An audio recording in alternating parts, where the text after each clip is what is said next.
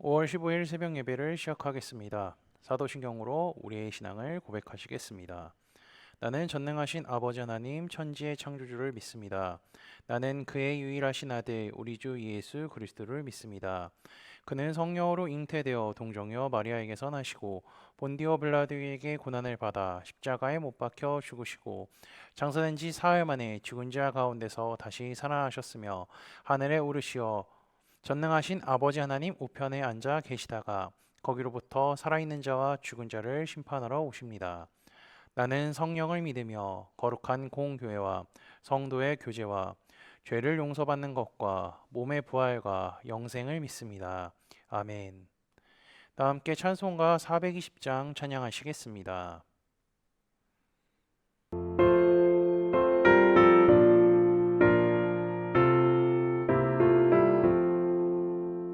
너 성결케 위해 늘 기도하며 너 주 안에 있어 늘 성경 보고 온 형제들 함께 늘 사귀면서 일하기 전보다 너 기도하라.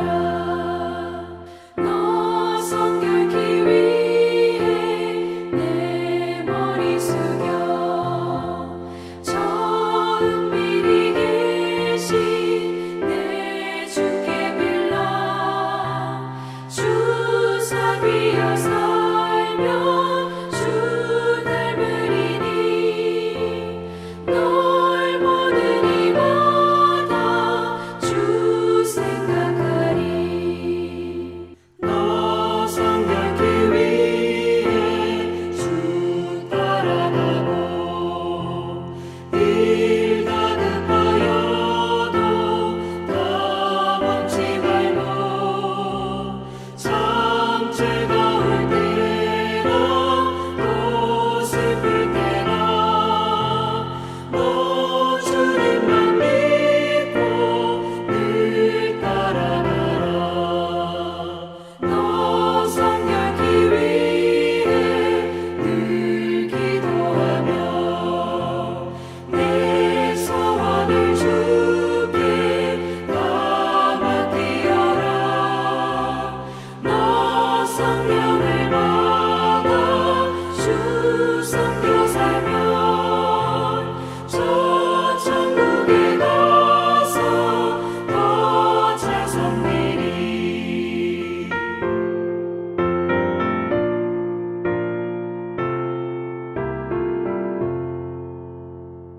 오늘 우리 공동체의 성경읽기 본문은 민수기 17장입니다. 그중 1절에서 11절까지를 읽고 말씀을 나누도록 하겠습니다. 여호와께서 모세에게 말씀하여 이르시되 너는 이스라엘 자손에게 말하여 그들 중에서 각 조상의 가문을 따라 지팡이 하나씩을 취하되 곧 그들의 조상의 가문대로 그 모든 지휘관에게서 지팡이 12를 취하고 그 사람들의 이름을 각각 그 지팡이에 쓰되 레이의 지팡이에는 아론의 이름을 쓰라. 이는 그들의 조상의 가문에 각 수령이 지팡이 하나씩 있어야 할 것임이니라. 그 지팡이를 회막 안에서 내가 너희와 만나는 곳인 증거궤 앞에 두라. 내가 택한 자의 지팡이에는 싹이 나리니 이것으로 이스라엘 자손이 너희에게 대하여 원망하는 말을 내 앞에서 그치게 하리라. 모세가 이스라엘 자손에게 말하매 그들의 지휘관들이 각 지파대로 지팡이 하나씩을 그에게 주었으니 그 지팡이가 모두 12이라. 그 중에 아론의 지팡이가 있었더라. 모세가 그 지팡이들을 증거의 장막 안 여호와 앞에 두었더라. 이튿날 모세가 증거의 장막에 들어가 본즉 레위 집을 위하여 낸 아론의 지팡이에 옴이 돋고 순이 나고 꽃이 피어서 살구 열매가 열렸더라. 모세가 그 지팡이 전부를 여호와 앞에서 이스라엘 모든 자손에게로 가져오매 그들이 보고 각각 자기 지팡이를 집어 들었더라. 여호와께서 또 모세에게 이르시되 아론의 지팡이는 증거궤 앞으로 도로 가져다가 거기 간직하여 반역한 자에 대한 표징이 되게 하여 그들로 내게 대한 원망을 그치고 죽지 않게 할지니라. 모세가 곧 그같이 하되 여호와께서 자기에게 명령하신 대로 하였더라. 아멘. 하나님께서는 모세에게 모든 이스라엘의 족장들의 지팡이를 걷어서 하나님 앞에 두라고 말씀하셨습니다. 하나님이 그렇게 하신 이유는요, 많은 이스라엘 백성들이 모세가 아론만 제사장으로 삼아서 하나님 앞에 제사를 돕정하는 것을 인간적으로 납득할 수 없다는 이유여서였죠. 왜 굳이 아론이 대제사장직을 수행해야 하고 그것을 모세가 독단적으로 결정해야 하는가라는 것이 그들의 질문이었습니다. 그리고 한 걸음 더 나아가서 하나님께서 굳이 이런 식으로 제사를 드려야 하는지도 이해하지 못하는 것이 그들의 입장이었습니다. 이스라엘 백성들은요, 다른 민족들이 자기 신에게 제사 드리는 방법을 들었었고요. 그 중에는 배울 만한 것이 있다고 생각했습니다. 그러한 생각을 갖고 있으니 이스라엘 백성들은요, 모세가 정한 방법으로 제사를 드려야 하며 왜 아론이 대제사장을 해야 하는지에 대한 질문을 늘 머릿속에 갖고 있었던 것입니다. 아마도 이스라엘 다른 지파들 사이에서는요, 이러한 문제를 가지고 수군거림이 그치지 않았던 것 같습니다. 생각해 보면요, 나중에 가나안 땅에 들어가면 전쟁도 해야 되죠. 농사도 지어야 합니다. 그를 위해서는 노동력과 군사력이 필요하죠. 즉, 활동하고 움직일 수 있는 절대적인 남자의 숫자가 필요한 것입니다. 그런데 레위 지파는 어떻죠? 전쟁에 나가지 않아도 됩니다. 그리고 농업에서도 면제가 됩니다. 그뿐만이 아니라 진영을 봤을 때 제일 중심에 누가 있죠? 레위 지파가 있습니다. 그리고 그들은 제사장을 돕는 역할을 하기 때문에 상대적으로 안전해 보였을 겁니다. 그러한 생각을 하는 사람들이 많아지면서 공식적으로 불평을 하기 시작하는 것입니다. 그래서 하나님께서는 공평하게 모든 지파 족장들의 지팡이를 다 모아서 하나님의 언약궤 앞에 두게 하셨죠. 우리는 성경에서 나오는 지팡이라면요, 모세의 지팡이밖에 생각나지 않을 겁니다. 그리고 이스라엘 백성 중 모세만 지팡이를 갖고 있었을 것이란 추측을 했을지 모르지만 이스라엘 백성들은 지팡이를 많이 갖고 있었습니다. 왜냐하면 그들은 유목민이었기 때문이죠. 양을 치기 위해서 필요했고요. 길을 걸어갈 때도 필요했던 것이 이 지팡이였습니다. 그렇기에 이스라엘 백성들에게 지팡이란 아주 흔한 것이었죠. 그러한 흔한 지팡이 중에 지도자들이 갖고 있는 지팡이가 있었습니다. 그것은요, 지도자, 족장의 이제 공식적인 일을 위하여서 필요한 것이며 그 12지팡이가 한 곳에 모이면 지파의 총회를 여는 것과 같았죠. 그리고 족장들은 자신들의 지파의 지팡이에 족장의 이름을 적어야 했습니다. 이것은요, 지파의 이름을 적는 것이 아니라 그 지파를 통솔하는 지도자의 이름을 적는 것이었죠. 본문 3절에 이렇게 나와 있습니다. 레위 지팡이에는 아론의 이름을 쓰라. 이는 그들의 조상의 가문에 각 수령이 지팡이 하나씩 있어야 할 것임이니라. 그리고 이제 모든 지팡이를 언약궤 앞에 뒀습니다. 하루가 지나고 모세가 이제 들어가 보니 놀라운 일이 일어나 있었죠. 8절입니다. 이튿날 모세가 증거의 장막에 들어가 본즉 레이의 집을 위하여 낸 아론의 지팡이에 옴이 돋고 순이 나고 꽃이 피어서 살구 열매가 열렸더라. 좀 전에도 이야기했듯이 이 지팡이는요, 족장들의 권위를 나타내는 겁니다. 그들은 권위를 갖고 사람들을 지배하고 통솔할 수 있었죠. 그러나 그들이 갖고 있는 지팡이는 모두 죽은 지팡이였습니다. 왜냐하면 다 단면이 잘려 있는 것이기 때문이죠. 이 지팡이는 죽은 지팡이였기 때문에 사람들의 길을 인도하고 버릇없이 설치는 자를 누를 수는 있습니다. 왜냐하면 권위를 상징했기 때문이죠. 그런데 죽은 것을 살리는 지팡이는 되지 못했죠. 그러나 이와 반대로 아론의 지팡이는요, 살아있는 지팡이였습니다. 하룻밤 사이에 순이 나고 꽃이 피고 열매까지 맺게 된 것이죠. 모든 지팡이의 재료는 똑같습니다. 나무로 만들어졌죠. 나무는요, 뿌리가 있어야 싹이 나고 열매를 맺을 수 있는 것이 지극히 상식입니다. 그런데 지팡이는요, 나무를 잘라서 만들었기 때문에 영양분을 받을 수 없을 뿐더러 싹이 날 수도 없습니다. 근데 아론의 지팡이는 달랐죠. 누가 이렇게 만들었을까요? 하나님입니다. 아론의 지팡이가 살아있는 지팡이가 될 수 있었던 것은요, 그의 지팡이에는 뿌리가 있었기 때문입니다. 눈에 보이지 않는 뿌리죠. 아론의 지팡이는 살아있는 하나님의 말씀에 뿌리를 내린 지팡이였던 거죠. 이것은요, 아론이 드리는 제사가 하나님의 생명에 뿌리를 내린 살아있는 제사라는 것을 의미하기도 합니다. 우리가 화요일 날 열왕기상 이제 두 번째 시간 갈라진 나라에 대한 성역 공부를 시작하지 않았습니까? 첫 시간에 12장, 13장의 말씀을 배웠죠. 거기서 북이스라엘의 초대왕이었던 여로보암이 죄를 많이 지었는데 그 중에 지었던 죄 중에 크다고 생각하는 죄가 무엇인지 생각나시나요? 제가 12장 31절 말씀을 읽어드리겠습니다. 그가 또 산당들을 짓고 레위 자손이 아닌 보통 백성으로 제사장을 삼고. 여로보암은 먼저 산당을 지었다고 합니다. 이 산당은요, 제사하는 곳이죠. 누구한테요? 이방 신들에게 제사하는 곳입니다. 그뿐 아니라 레위 자손이 아닌 보통 백성으로 제사장을 삼았던 거죠. 이것은요, 해서는 안 되는 일이며 민수기 16장, 17장에 있었던 죄가 이제 여로보암 시대에 실질적으로 나타났다고 표현할 수 있습니다. 레위 지파를 제외한 나머지 지파들은요, 레위 사람들이 부러울 수 있습니다. 그런데 하나님께서 제사를 위해 선택하신 지파는 레위 지파입니다. 하나님을 위해서 선택하신 지파가 레위 지파라는 거죠. 그리고 아론을 대제사장으로 세우셨던 것도 하나님입니다. 이스라엘 백성들은 이 모든 것을 주관하신 분이 하나님이라는 사실을 잊어서는 안 되죠.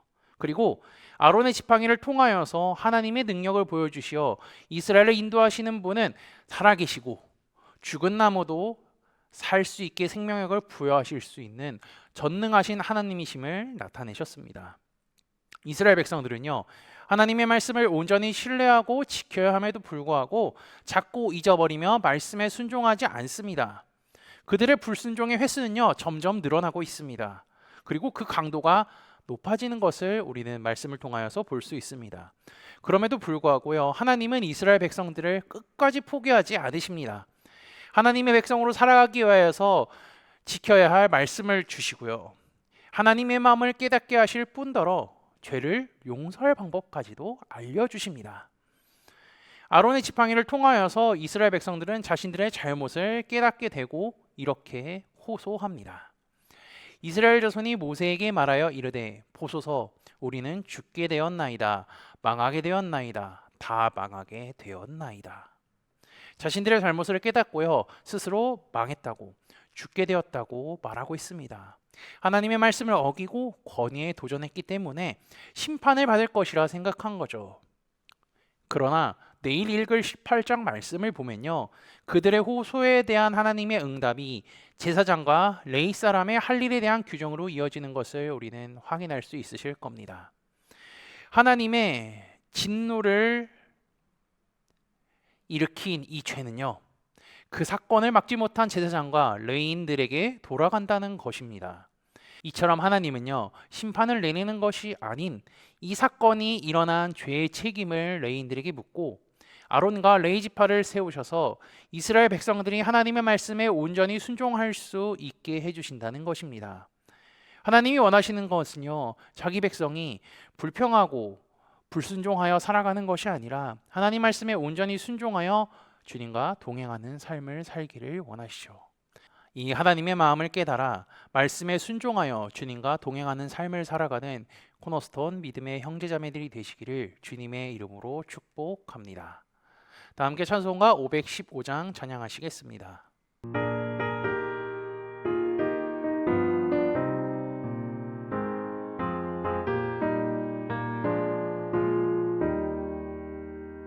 눈을 들어 하늘 보라 어지러운 세상 중에 곳곳마다 상한 영의 간식 소리 들려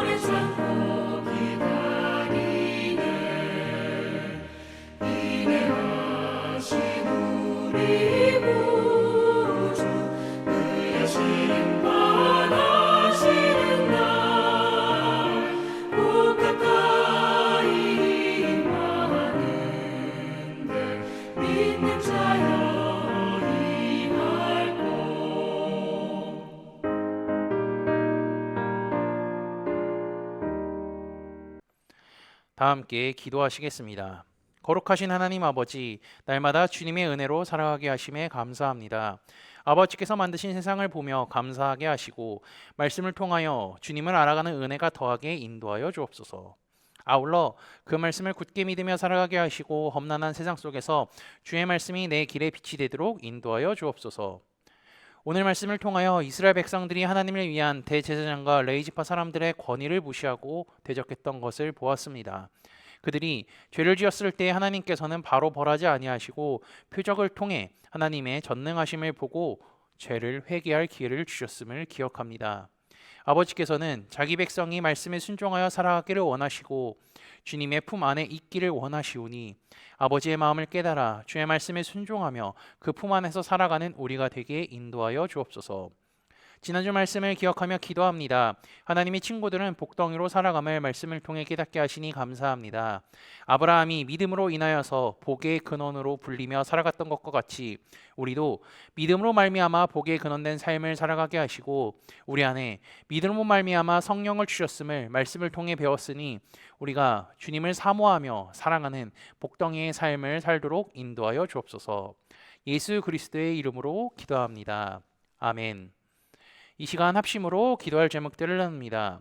먼저 형제 자매들의 고통을 위해 기도하시고요. 그리고 복음을 듣고 구원받는 사람이 많아지기를 위해 기도하시기 바랍니다.